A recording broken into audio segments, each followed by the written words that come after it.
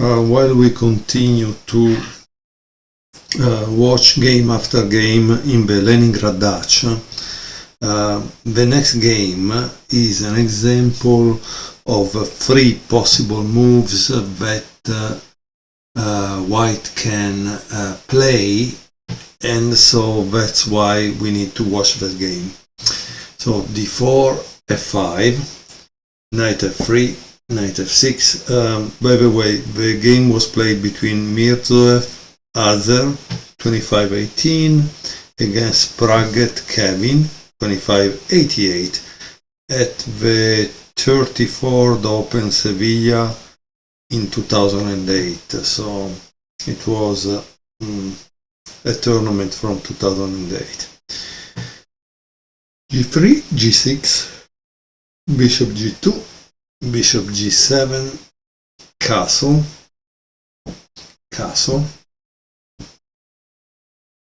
c4, d6, knight c3, c6, and this is our Leningrad Dutch, right? The position that we consider our tabia that we want to play, and this is the move, okay? c6. Now, the move, we are at move 8 for white, and in this game white plays d5, but what happens if white plays b4? Okay, so you need to be ready to be able to play against different moves, right? In this case, e5, d takes e5, d takes e5, queen b3, and this is the thing that we already fought, right? Of course, there is also queen takes d8, rook takes d8, knight takes e5, and knight g4. This is a possibility. I don't know if you see it. Let's try again. Sometimes you need also to be able to visualize, right? Visualize. Very, very important. So, queen takes d8, rook takes d8, knight takes e5, knight g4.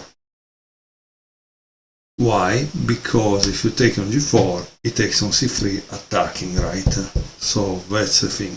So let's go for not exchanging the queens and taking a pawn, because it's not really important. I believe my kind of opponent will probably go for this, while maybe a 1500 will go for that. So let's see. After queen b3, e4, rook d1, queen e7, knight d4, king h8,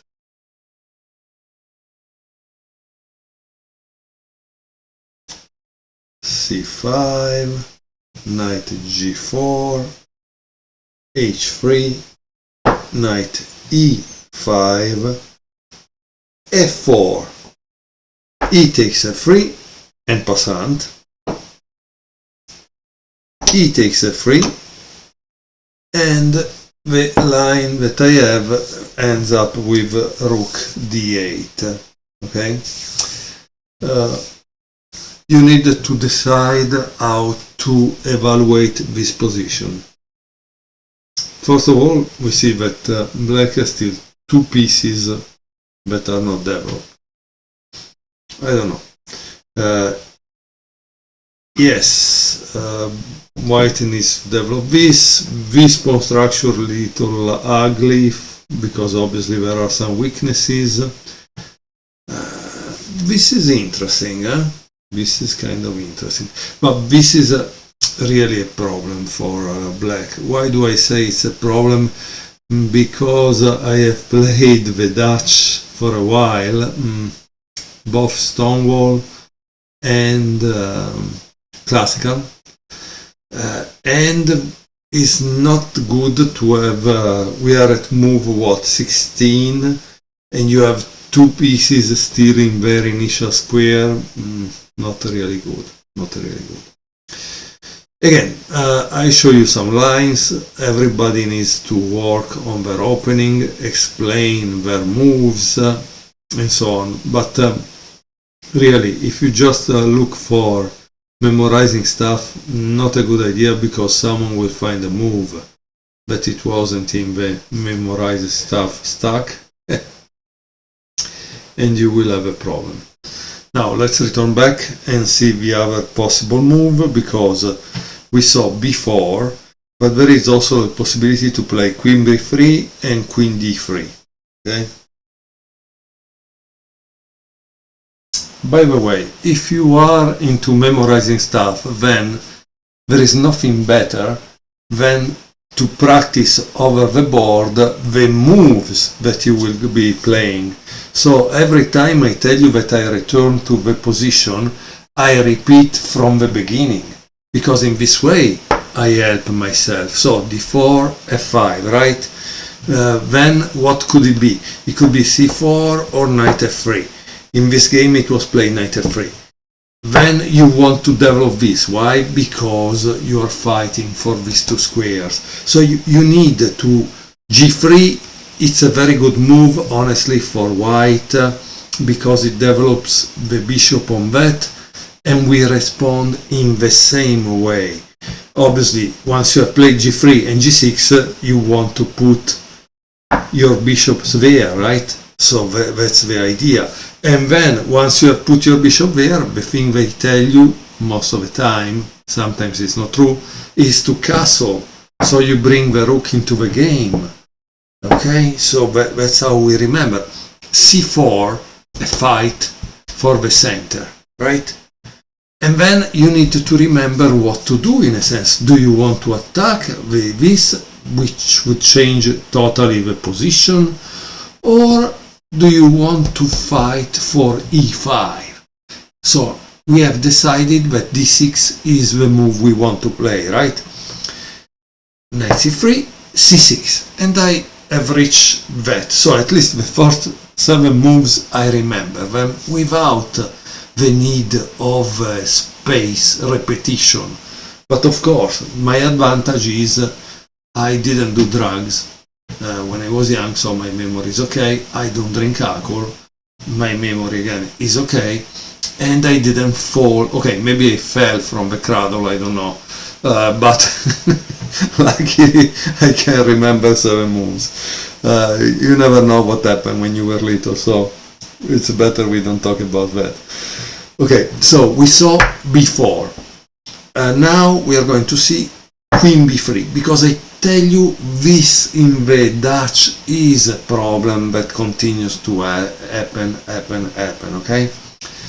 So the line I have in this game is Queen E8, Rook D1, Knight A6, Queen A3, H6, B4, and Knight C7.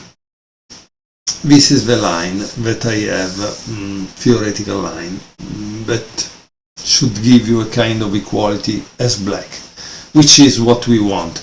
And remember that we also want to try to push this, because that's really important for us. Okay? Now, let's return back again, and we see the other possible move. And this is a way that you work out and you make your own opening repertoire, and of course there might be some questions. That's why you could also work it out with a sparring partner, because a sparring partner will put some questions to you, right? So let's go back again, right? From this position we go back and we try to remember our moves. So that's, and why do we do it over the board? Because if you are not only playing online, if you are really becoming a chess player play over the board, okay? D4, F5. I can also start with this continuation, it doesn't make any difference. Knight F6, Knight F3, G6, G3, Bishop G7, Bishop G2, right? Castle. d6, knight c3, c6, done.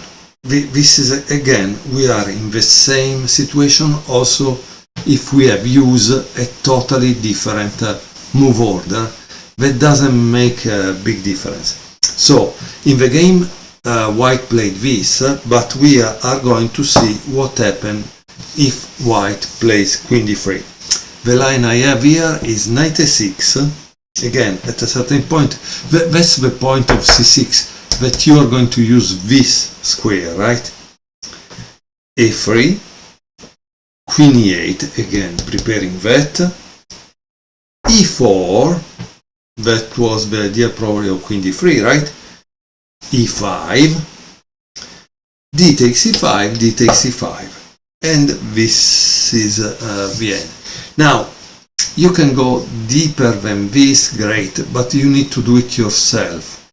This is a kind of starting point from where you should start and work out your middle game knowledge, okay? So that's very, very important. Now, let's go to watch finally the game with d5, and then we have done our job, because our job is to see as many games as possible and to understand where the pieces drop or land depending on the pawn structures, right? So let's go back again. And I understand it might be boring, but you will see that then when you will find some publications like the Informator, that there are this collection of the latest games played in the latest 3 months, and you see a game with the Leningrad Dutch, you will be already able to appreciate it, right? And you will be able to understand what's going on.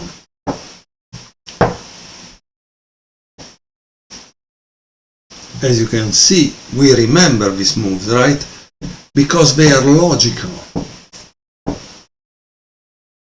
c4, d6, knight c3, c6, and now we finally see the game for what it is, d5. So previously we have seen queen b3, b4, and queen d3, and now we see d5 that was played in this game, okay? e5, d takes c6, this is the en passant, you can only do it one time, bishop takes c6, queen d3, so what did we learn from that variation is that when you make queen d3, he wants to play e4, right? Knight g4, b3, now we see another idea that the queen d3 is able to defend the knight c3 and play this to support this pawn. Knight a6, bishop b2, because at a certain point you don't want to overload the queen defending this and everything, right? So at that moment you can really use the queen to do something else. Queen e7, rook a d1, moving away from that diagonal, rook a d8, e3. So he doesn't want this push probably. Rook f e8, h3, and knight e5. Now the queen must go back, but as you can see, everything is ready. No? So everything is protected, it can go back without big problems. Queen b1, knight c5, and now there is knight take e5. If you can, pause the video and try to think with what you would take. Would you take with the bishop or would you take with the pawn? Why do I ask that? Because depending on what you take, there is the answer. Which means you need to see one move further. If you take with the pawn, what do you think white will play? Okay?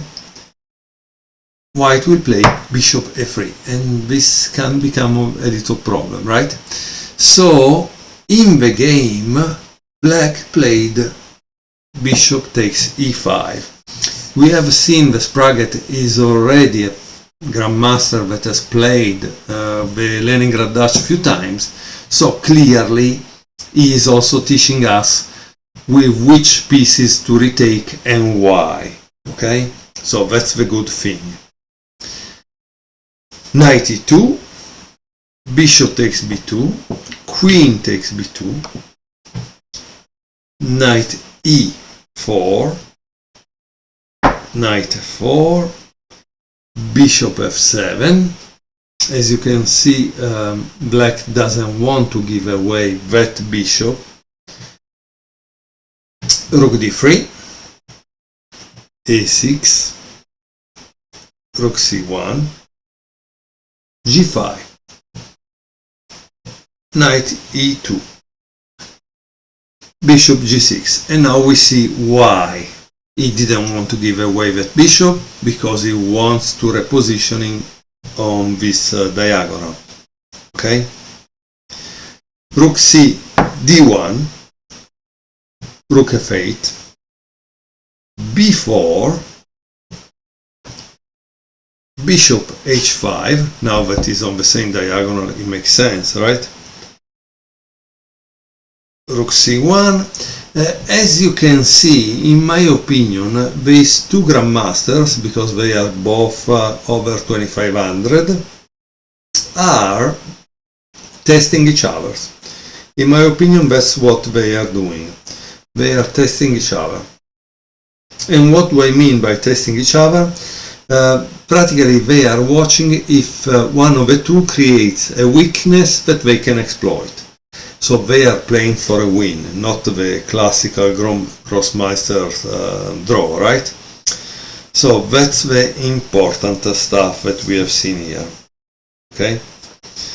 So after rook c1, he continued with bishop f7, rook d1, d5, c takes d5, bishop takes d5.